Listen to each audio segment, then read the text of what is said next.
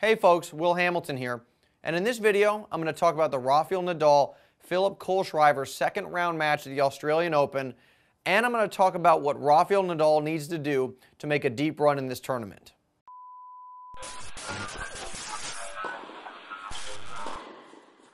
These two face off in a few hours, and Nadal has a great head-to-head matchup against Kohlschreiber, which is probably spelled correctly, not 100% sure. He's 4-0, and that's largely due to the fact that Kohlschreiber is not going to really pressure Nadal too much. Kohlschreiber's only about 5'10", he's not a big hitter.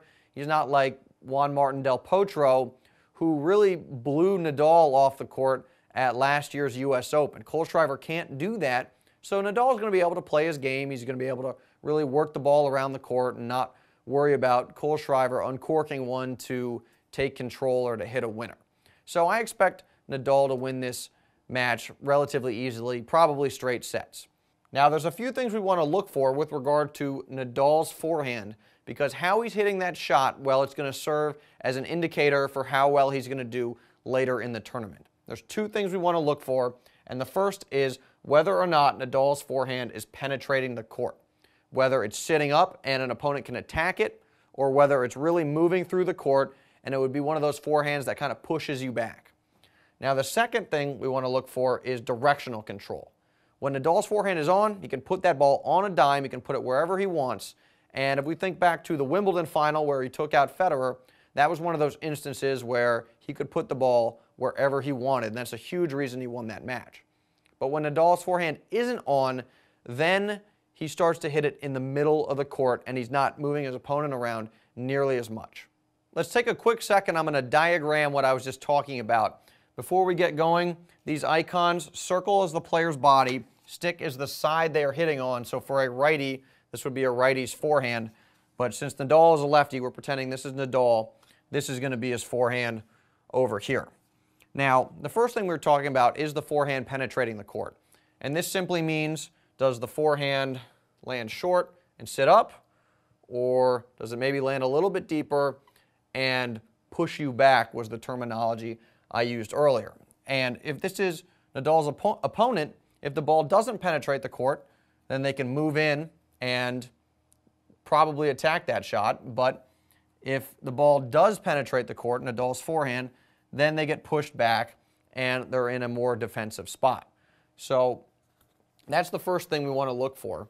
And the second is, like I was saying before, the directional control. Nadal wants to keep the ball out of this general area. And sometimes your forehand doesn't have to penetrate the court if you've angled it well. If you land the ball here, maybe on the service line, but you're pulling your opponent off the court, that's just fine. Landing it short creates more angle. They'll be in the alleys, maybe the bleachers when they hit that shot, and you're going to be in control of that point. But if we go back to what I was talking about earlier, the Nadal Del Potro semifinal at the US Open, well, the ball wasn't penetrating the court and it was landing in here, and the ball's going to sit up, and for a guy like Del Potro who's 6'6", this is hammer time. He's going to be completely in control at that point. He would hit the ball corner to corner, and that's exactly what happened. Nadal was running all over the place, couldn't get any good directional control, couldn't keep the ball out of this area of the court, couldn't keep it deep, and that is why he got smoked in that match. So when you watch the Kohlschreiber match, look for these two things, and if he's really on point with that forehand, that bodes well for a potential quarterfinal matchup with Andy Murray and a potential semifinal matchup with Juan Martin Del Potro.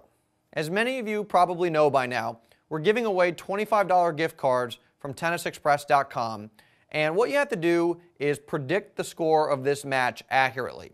So below, please rate this video, subscribe to our channel, and then enter in your prediction. What's the score going to be? And you have until this match starts to predict the score.